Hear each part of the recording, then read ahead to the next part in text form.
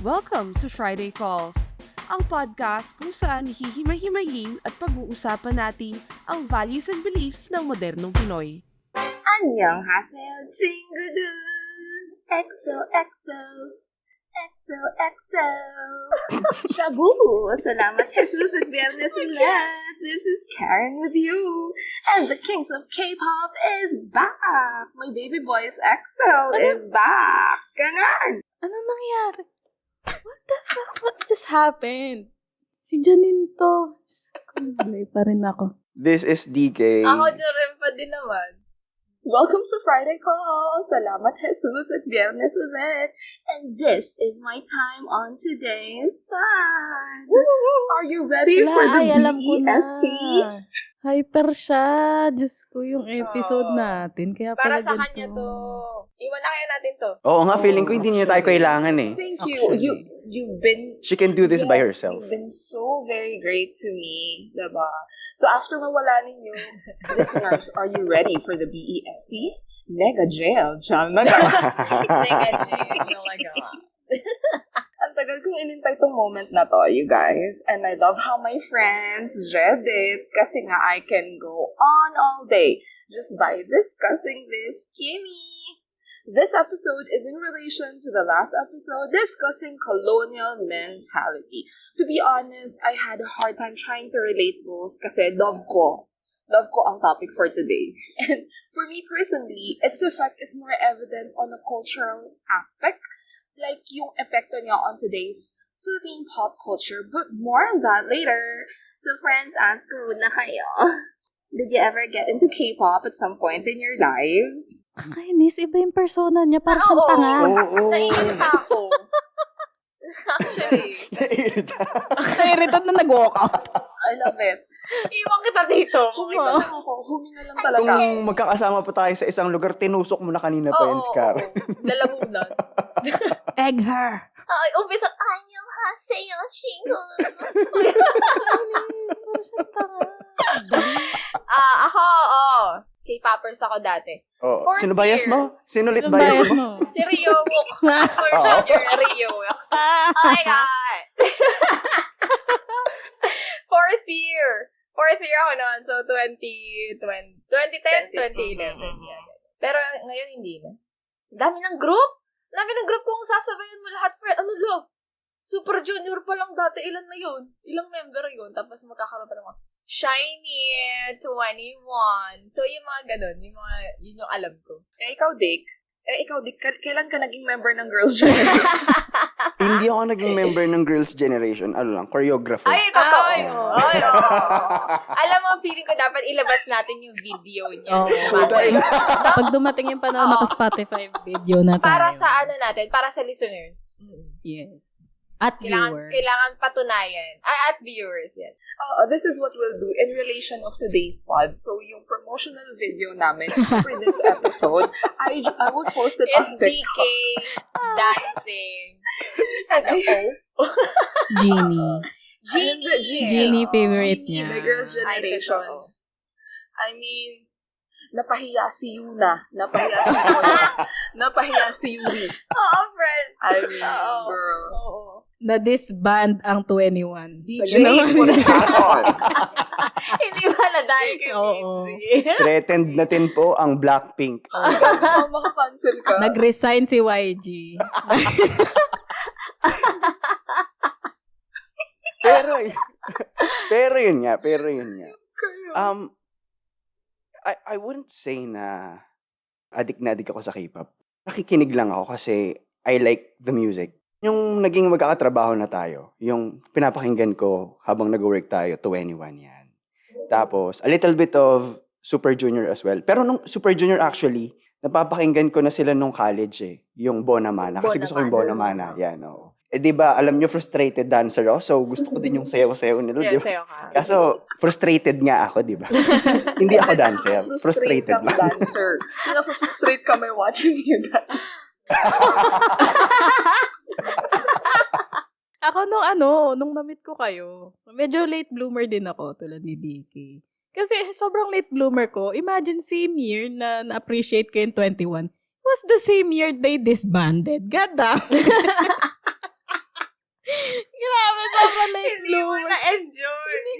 na-enjoy. Tapos yung nakapagpaano pa sa akin, nakapagpa-recruit pa. Yung final mama performance nila noong 2015. Alam nyo to, Diyos ko naman.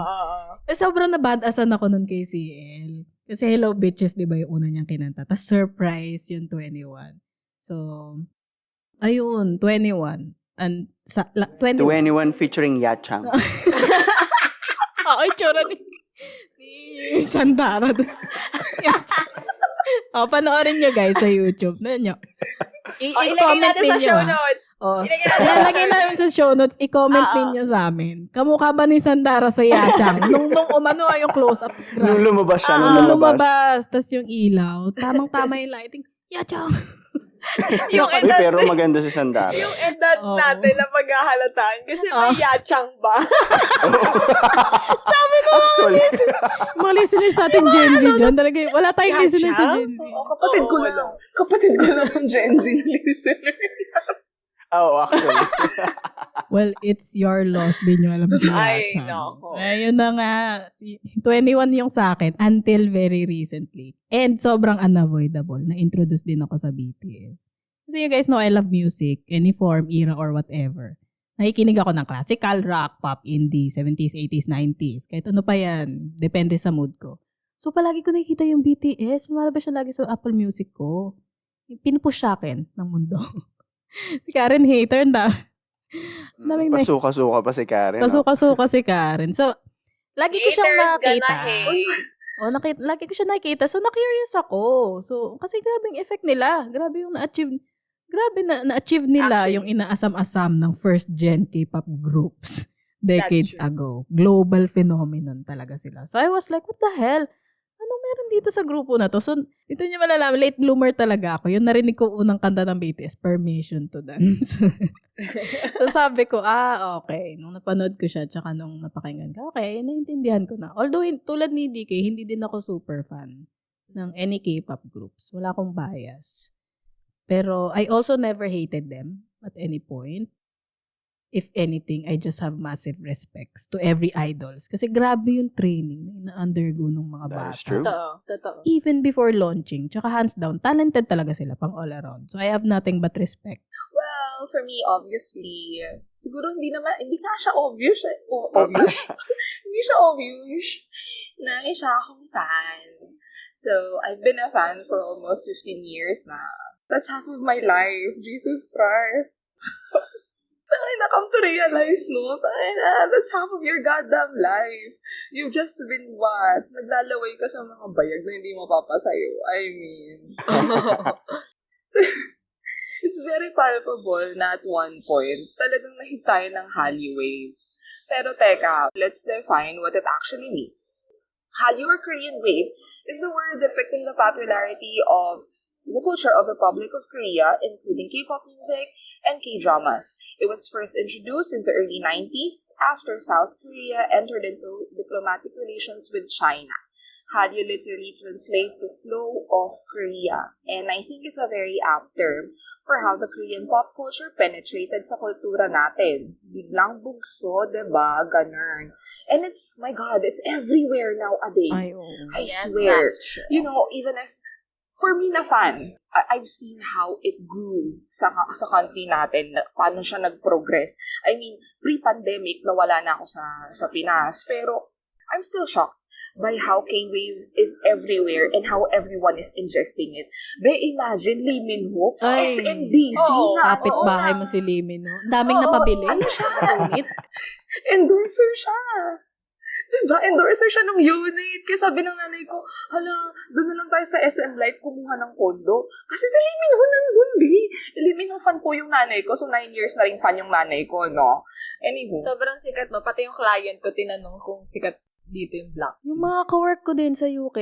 Yung Sa UK, isang anak niya, oo. Adik na adik sa K-pop. Diba? Worldwide talaga. We will, in relation to what Janine said earlier, them being so huge in the Western market, I will touch upon that later on. Pero, ayun, with how big it's very massive. It's That's very what she massive said. na they're everywhere. And it's, makikita natin siya. It's everywhere. It's everywhere. Ayoko mag-speak. Anyway. So, kitang-kita ko din siya with how my high school classmates, yung mga ka-eskwela ko nung high school, na who were mocking me before.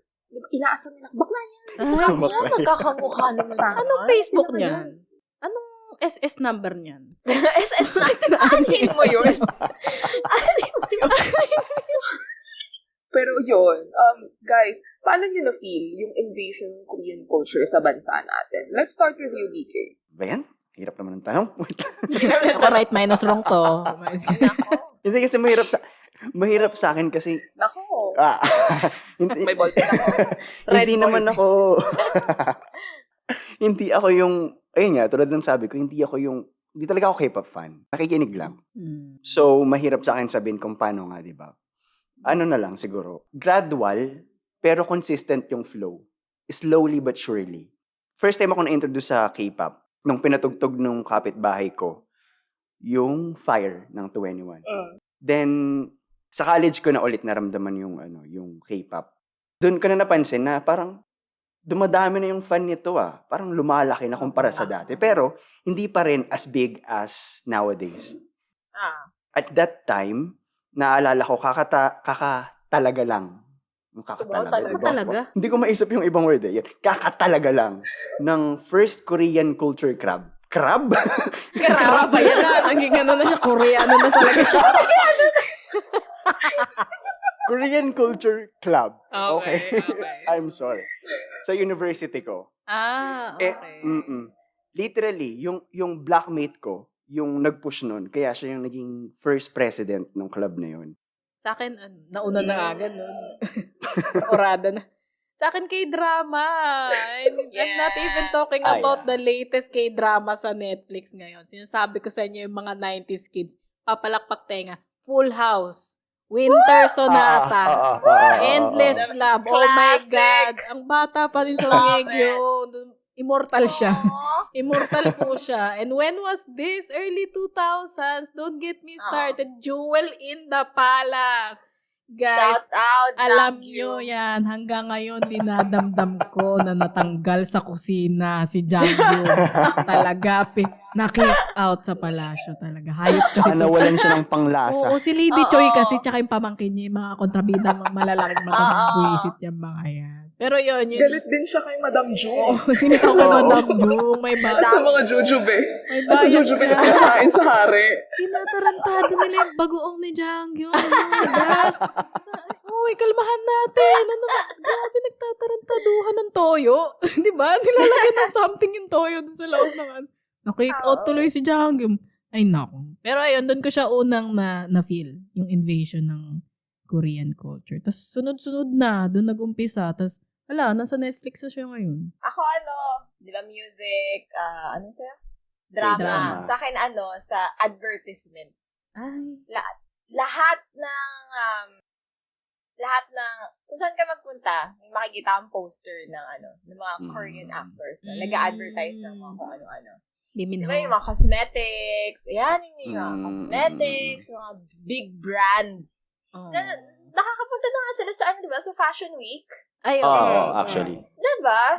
So sobrang invasion na ng mga Koreano sa kultura natin. Na parang ginagamit na nga lang din sila para sa marketing strategy ng mga big brands na ito. Siyempre. Take advantage. Kapitalismo! Kapitalismo! Kapitalismo. Egg them! Isigaw na siya. Kapitalismo. Burn them. Ayun yung sa akin yung mga big brands na yun. Ba't naman sila Julina, sila Judy Ann dati, nasa notebook naman natin. Sa notebook mo? Sa Hindi, akin Katleya ako. Sorry, Katleya. Wow, di gusto Ay, man. biglang Hindi Katleya. Biglang bawi. Hindi, nakikita ko kasi sa mga kaklase. So, tangina. Edi nang ka nang mamaliit ko na. Nang mamaliit. Mo si Wawi de Guzman. Si Wawi de Guzman yung notebook ko. Grade 3 ako, tandang-tanda ko pa. Kasi, so si Sunny Belmonte, mayor pa na. Utang inang luma ako ng tao. Si Sunny Belmonte, mayor pa na. Luma. Palagi siya nagbibigay ng set. yung meron ka ng pad, tapos yung pencil mo yung mataba na itim. Ah. Di ba? Ayaw mo nun bata ka. Ay, oo. So, namimigay sila ng ganun. Ganun yung notebooks namin. May Wawi de Guzman, may Dieter Ocampo. Visit yung mga pangalan. Oo. Visit kayo. Putang ina. Pero yun nga. Yung integration, I think, and yung invasion of Korean culture, very palpable siya noong early 2000s. Parang yung Hallyu, it was early 2000s lang na dumating. Yeah. Kasi siguro, yun din yung time na pumasok ako sa Hallyu 2009, ako actually naging fan. Tapos late 2009, late na kasi, late 2009 na ako naging fan. Yung dugong K-pop ko, dun siya umusbong. Tapos ito yung sunod-sunod na time na pagpunta ng K-pop groups din sa Pinas. Nag-guesting sila sa Mix Bay. May nag-guest sa Itbulaga, sa Wawawin dati. Pero I think Hallyu started to popularize itself really, gaya ng sinabi ni Janine, into early 2000s. We see them sa Philippine media and in Philippine culture as well. Remember niyo pa ba si Jenny at Johnny? Anong drama yan? Anong drama yan? Si Jody at Cholo. Ay, no. Si Jessie at Justin. Oh. Si Samson at Cyrus. Si Janelle at Gian. Ay, Tangina, yan yung mga OG. Yung na. At saka halata po na yung time namin sa TV, noon, wala kaming control. Oo. Alam na. Hindi to streaming, guys. Naabangan namin to. Kapag yung time slot, after ng uwian. Shit! Magmamadali ka na umuwi. Nagtutula ka na. Oo. Napagalitan pa ako ng nanay ko kasi nakasunog ako ng sinaing. Grade 5 ako noon, nakasunog ako ng sinaing kasi naghahabulan sila ng eroplano ulit. Finale kasi. Anyway, with that, yung how it integrated itself sa ating culture, did you ever think it actually, impacted on how you view your own country and your own people? Let's try to relate this into last week's discussion. No? I'll go first na lang kasi madaldal ako. And it was hard for me to think of a correlation. Siguro kasi iba rin yung mindset ko. Kasi by definition, for me, colonial mentality is how you perceive your country and feel less as a citizen or loosely defined as preferring things that are imported. Para sa akin, who ingests or is a market of Hallyu, yung preference niya, I think is more of a social and cultural effect. It's a cultural phenomenon, ganon. More than anything, mas contributing siya sa cultural imperialism. By cultural imperialism, just to give a brief definition, it is a domination or imposition of a political or economical community to another non-dominant community. So dominant is the Korean wave, because they're a first world country and they have more influence, and non-dominant is Philippines, which is a third world country, at mahina yung grasp sa kultura. So, may cultural invasion ang Hallyu sa atin in the form of K-drama sa mainstream media. Kaya, tinan mo na lang, naalala natin, ilang taon na ba tayo? 55 na ako, naaalala ko pa, ang pangalan nila in Tagalog. Magsi-60 na tayo. That's true. We're old and fucking gray. And in terms of music, we have K-pop for it. And even sa pagkain. Samgyup. Samgyup, be. Samgyup. Diba saan ka nakakita? Sinigang may kimchi. Girl. In terms of, the products, yung Miniso. Miniso. Be, Miniso is Chinese. Tangin na naman ito. Fake news siya. Porket may soap. Akala ko Korean yun. Di, be. Kukunyatan kita eh. Kahit na yung Yuyo yung Yuyo Hindi, Chinese. sige, Daiso na lang. Ayun yung pantanan. I know. Pero in terms of siguro yung how people, yung gaya nung sinabi ni Jerem last episode, yung appearances. In terms of we see ourselves by our skin tone, I think nag-progress naman ang mga Pinoy sa paggamit ng makeup na mas maputi sa skin tone nila. Although ngayon, naging parte na natin yung Korean skincare. Kasi let's be honest, it works. It really works. And also, one example of cultural imperialism is yung kasagsagan ng pagpasa ng K-12. May pinirmahang memorandum ang DepEd with Korean Embassy to teach Hangul sa junior high school students. Supposedly, gagawin siyang elective like, sa mga special programs. They used to have that dun sa pinag-high schoolan ko. Pero, it was in a different language. And you have to be in a special section for you to be able to avail it. So, hindi siya pwede sa akin. Kasi, 4th section lang ako. Guys, anyway, di po ako babo. They're imposing their language. They're imposing their language in that way. So, ayun, more than anything, it highly contributes sa cultural imperialism. And that itself is a broad topic and issue. We won't go there for today's pod kasi ang haba nun din. Sorry. So, si Jurem naman, kasi dami ko nang sinabi. Yung lalim na sinabi niya, ako napakababaw ng sasabihin. Siguro yung impact ng Korean novela na-set yung standards ng mga girls sa mga oppa. Friend, yung characters, the way they played, how good they are sa drama is most of the time, nagiging basehan natin sa love life natin, diba? Nasabi ko sa nanay ko dati, hindi ako magkaka-jowa. I mean, kung hindi si Lee Min Ho yung magiging jowa ko, wag na lang. Tapos, ayun nga, yung sakat. Pumapasok sa utak ko yung pagkain. Yun nga, tulad din sa sinabi mo kanina na most of the time na kapag lalabas yung mga barkada, gagala, ang laging kainan, samgyupan, di ba? Tapos may pasoju ka pa. So, ayun, yun Ay, may kilala tayo addict sa soju. Ay, totoo. Ay. Kung merong nasusunugan ng sinaing, merong nakakaiwan ng mga anak. Dahil sa soju? Dahil sa soju. Oo. Nakakalimtan. Oh, that's true. Yung sa akin, like I mentioned, yung mga samples ko earlier po, Your Honor.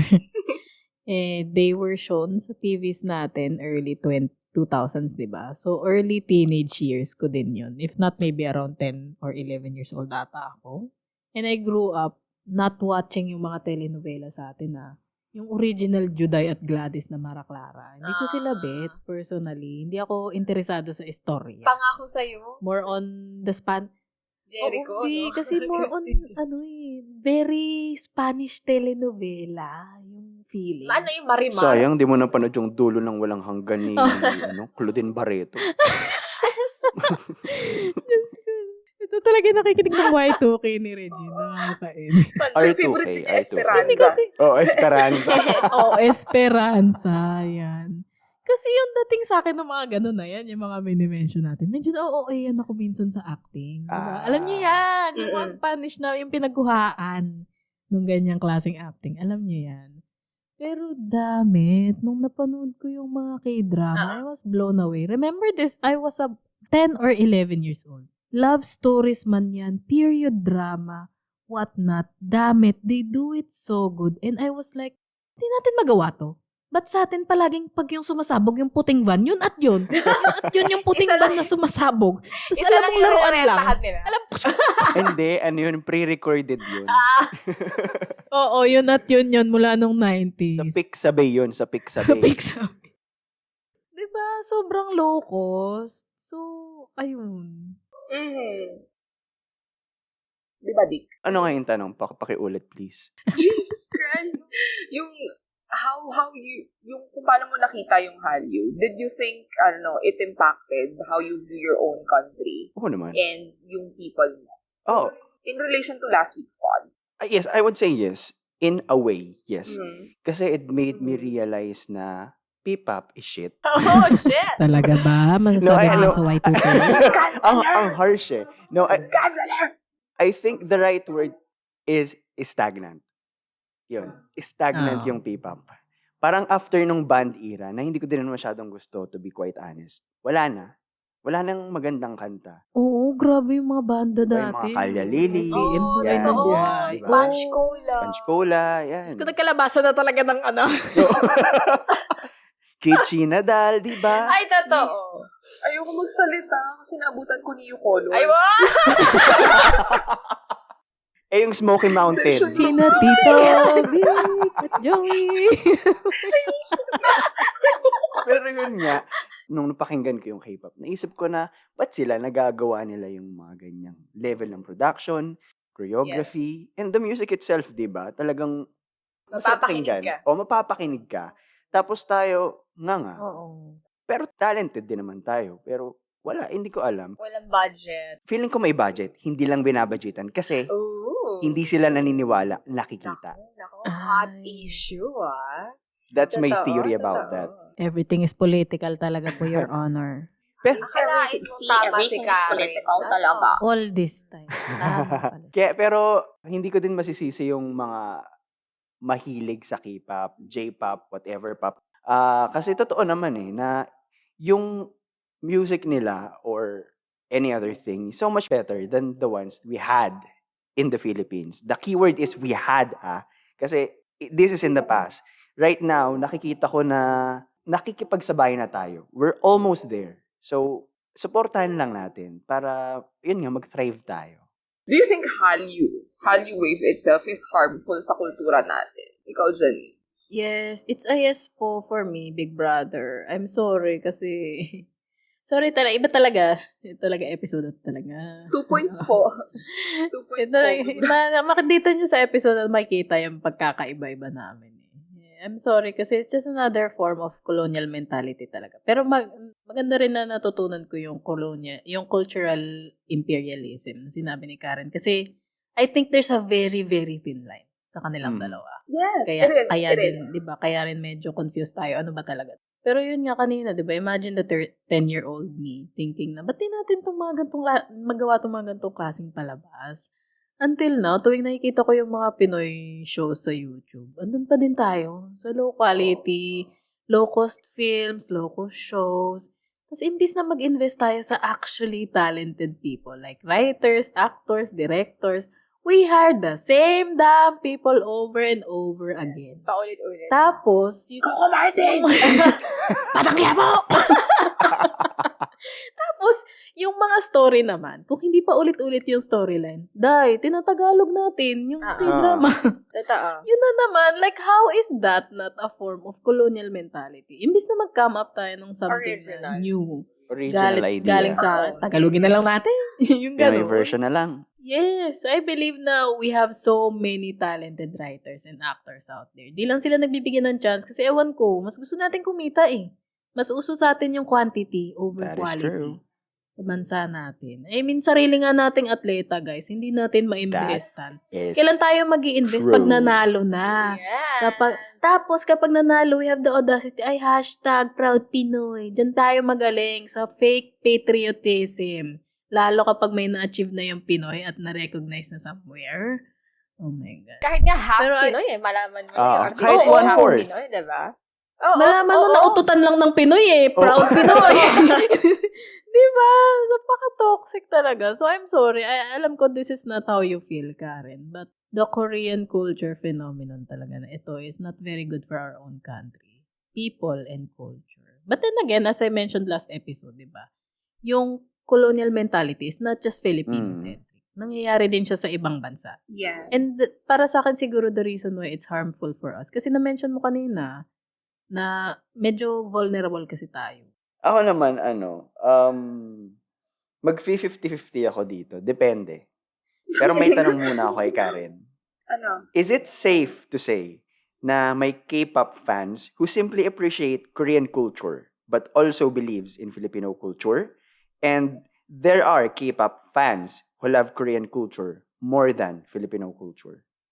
Ay, naku, si Is Tito that Boy, true? may pa-question Yan si Tito dami. Boy. Chocolates? Oo. Lights out. Fast talk. Boobs. Hashtag. Hindi ko nasasabihin kung sino. Pero Dick, yes, meron. And there's a lot of fans who's just there for aesthetics or for them, K-pop is just a fad. Parang it's just something passing, nagustuhan lang nila for aesthetics dahil sa mukha, dahil malaki yung bayag. Or baka may FOMO. Ganun lang. May FOMO Oo. sila. Yung tropa nila. May FOMO, yeah. Tropa nila Diba? lahat na adik. Okay. Tapos ikaw, sex bomb dancer pa din. Jopay pa din. Halo kay Ube pa Friend rin. Blackpink, no? Sex bomb Rochelle ka pa din. Sex bomb away. Sinong bias nyo sa Sex sex bomb, I see. bomb? Jopay. I see. Jopay. Even.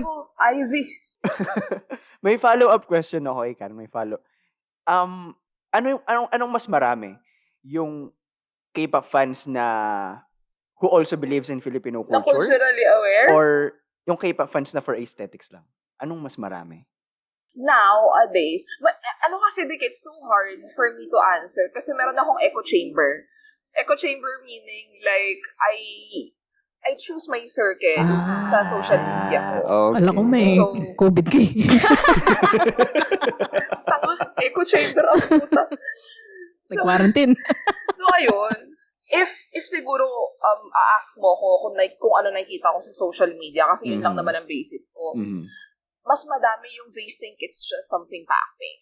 It's just for aesthetics. And dahil sikat siya. And because it's everywhere. Yun lang. Mas madami. Like, I would say 70 to 30. Okay. Kasi kung mas marami yung first group, yung fans na gusto yung Korean culture, but at the same time, gusto din yung Filipino culture, I think it's not that harmful. Babagsak lang siya as cultural appreciation. Love it. Pero pag yung second group ka, yung aesthetics or K-pop fans na mas gusto yung Korean culture more than the Filipino culture, nandun na yung harm. Kasi imagine, if most or all Filipinos like, love, adore, prefer other cultures than their own, not necessarily Korean, kahit anong ibang kultura, may possibility na mas i-practice natin yung kultura na yun, di ba? In turn, unti-unting mawawala yung sarili nating kultura, mawawala ng identity natin. Nandun yung harm. So, I guess my example is an exaggeration, no? Pero it can happen. Actually, it already happened. Shout out sa colonization. Shout out kay Padre Damaso. Nag-shoutout pa siya ng rapist. Oh. Baka ma-offend. Ayun lang yung sa akin. Ako harmful is a strong word, di ba? Threatening, siguro. Threatening siya Oo. sa kultura natin. Lalo na yung mas tinatangkilik natin yan. Pero hindi na ako magko-comment dyan. Harmful para sa akin is yung sa tao mismo. Yung pagbili ng mga merch kahit na yung kahit na Out of budget? out of budget. Name drop mo na si Karen. Naalala niyo yung Hindi, Kakunot na naalala noon niyo. eh. Nag-transfer ako sa kanya noong nakaraan. Hindi, naalala niyo yung nasa KMJS dati na Actually. ano yun, nagnakaw Nagnakaw siya ng funds. Oo. Diba? Para makabili siya ng mga merchandise. So, yun yung harmful para sa akin. Kasi naapektuhan na yung ano ba yun? How you think? explain? How you act? Siguro. Para lang din makasabay. FOMO. Mm. Oo, yung ugali niya mismo. Oo. Ugali ng bata Kasi, di ba, mismo. FOMO nga yung iba. Kaya, kung wala ako nito, naiingit ako sa iba kasi meron sila. Yung ganun. Yun yung harmful para sa akin. Hindi mismo yung Hallyu. Yeah. Gets ko si Anjurem. Oo, pero sana ni-name drop mo na lang ako, no? Oo, Hoy, kasi nagbigay ka pa kunwari nag-transfer ako sa KMJS. kanya na Hoy, gago, nag-transfer ako nung nakaraan kasi Kabaliwan mo. pambayad ko din ng membership fee. Rereklamo siya, wala siyang pangkain. Pag Dorema, nasira air fryer paulag niya, kita. hindi niya alam ang gagawin niya. Patay na siya. Patay na siya sa Dubai. R.I.P. Leche. Pero yun, harmful siya, you know, in a way. Kasi apektado ako, putang ina, kaliwat kanan yung concert tsaka yung fan meeting. Oo, yung lilipad ka sa dalawang bansa, no? Para lang sa isang concert. Oo, dalawang bansa. Tapos, same concert. Halfway around the world. Girl, diba, hindi mag-iiba. Korean pa din yung ikakanta nila. Hindi, baka iba yung sets Bali. daw. I-expose nyo na ako. Ay, sorry. I-expose nyo na lang ako. Sorry. Blue. So, okay. Sina, tito. Gago kayo. In a way, it's harmful, especially economically, dahil best example is yung invasion ng Korean skincare and makeup products entering our market. Ay, It oo. harms the Oo. local market. Even the promoters bringing in the K-pop acts, month per month, back to back, it harms us economically kasi mas pinaprefer natin puntahan yun. Siyempre, we don't want to miss them. So, mas prefer natin siyang puntahan than local acts. Wala na tayong budget to see the local acts. And, at the end of the day, ginagawa tayong target market talaga nitong mga Korean companies, and equally din yung mga local promoters din natin. And as for me, I don't think Hallyu has made an impact on how we perceive our own race or made us feel any less of our own. More on, its huge impact lang talaga on Philippine K-pop culture nowadays. Sobrang palpable ng integration nila sa kultura natin. And let me touch upon yung mga sinasabi niyo kanina na sikat everywhere yung K-pop. There's a reason why we've been seeing them everywhere and why Korean acts have been going to Hollywood. Noong early 2010s, it was already their target to go global. Kaya ang tagline ng isang network sa kanila nun, the global entertainment. Tama ba? If I remember correctly, correct nyo na lang ako, i-cancel nyo na lang ako. Pero it's been their target ever since early 2010s.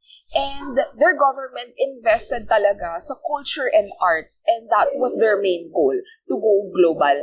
My point here is that ang dami kong ebas, pero sana in the near future makita ng government natin ang huge potential for our own culture and media to go global.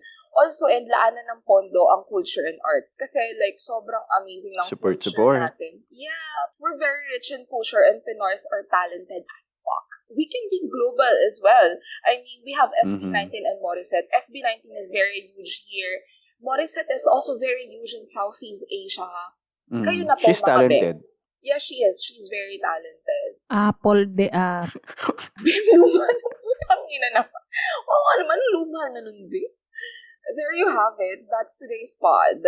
Taking in this moment as well to promote my babies. EXO is back from SM Dungeon. Comeback nila on July 10. Okay, comeback nila on July 10. So, may nirelease na sila ngayon. Let Me In. It's already on YouTube and on Spotify. Grabe, parang ang bayad hindi siya, mag-stream, kukulamin ko. Kumagana ka? Member. So, Jurem. So, Shingles, follow nyo kami sa Spotify, Apple Podcast, Google Podcast. Rate nyo na din kami. Baka naman, mga Shingles. Yes, and like and follow nyo. Ano yung Chingu? Friends. Friends, Chingu. Kay mga Chingu. May mga pingo. Bakit ang offensive coming from you? Ayun nga, mga guys. Ano pa Chinese? Chingu! Yes, again, mga Chingu, like and follow nyo na din kami on our socials. That's on Facebook, Instagram, and TikTok. That is at Friday Calls Podcast. Links, magiging available yan sa show notes. Yes, at gustong-gusto namin, alam nyo, dito sa podcast na to, chismoso at chismosa kami dito. We love to hear your thoughts. Message mo na kami, ante, for any topics na bet yung itakil natin. Or kung may ebas kayo, so pinagsasabi namin. Or kung gusto nyo kami cancel, lagyan nyo. It's a free space. Labas nyo lahat kaysa utot nyo yan. Totoo yan. And Stream EXO, Let Me In, already available on YouTube and Spotify. Mag-stream kayo. Ayun lang. Thank you guys so much for tuning in. Till the next Shabu. Salamat, Jesus. At Biyernes ulit. EXO. Gossip Girl.